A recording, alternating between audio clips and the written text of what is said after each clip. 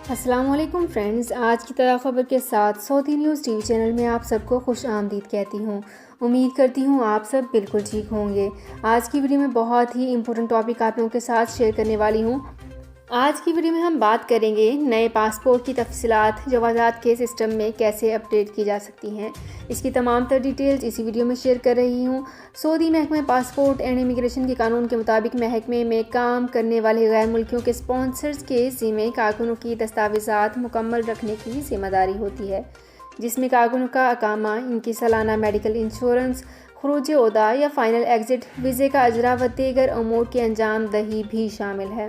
جبکہ پاسپورٹ کو اپڈیٹ کرنے کو عربی میں نقل معلومات کہا جاتا ہے، جس کا مطلب ہے نئے پاسپورٹ کے بارے میں معلومات کو جوازات کے سسٹم میں فیڈ کرنا۔ جوازات کے ابشر پلیٹ فارم پر نقل معلومات کی سہولت فراہم کی گئی ہے۔ بعض اوقات ابشر کے خودکار سسٹم کے ذریعے پاسپورٹ کو اپڈیٹ کرنے میں دشواری ہونے کی صورت میں ابشر پر ہی موجود توصل سروس کے ذریعے پاسپورٹ کی معلومات اپڈیٹ کی جا سکتی ہیں۔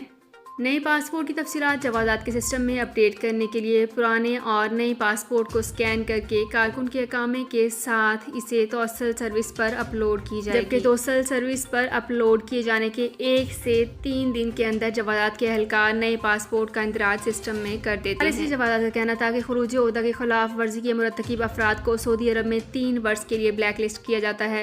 ایسے افراد جنہیں بلیک لسٹ کیا گیا ہو وہ ممنوعہ مدت کے بعد جب چاہیں مملکت آ سکتے ہیں۔ پابندی صرف سعودی عرب کے لیے ہی ہوگی۔ واضح رہے کہ ماضی میں ایسی پابندی خلیجی ممالک کی جانب سے عائد کیے جانے کی تجویز تھی، تاہم اس پر مکمل طور پر عمل درآمد نہیں ہوا۔ تاہم ایسے افراد جن کے خلاف مشترکہ طور پر سعودی عرب اور خلیجی ممالک میں داخلے پر پابندی عائد کی جاتی ہے، وہ انتہائی محدود کیسز ہوتے ہیں جو کہ ہر ایک پر لاگو نہیں ہوتے۔ یہ صرف استثنائی حالات میں ہی ہوتا ہے۔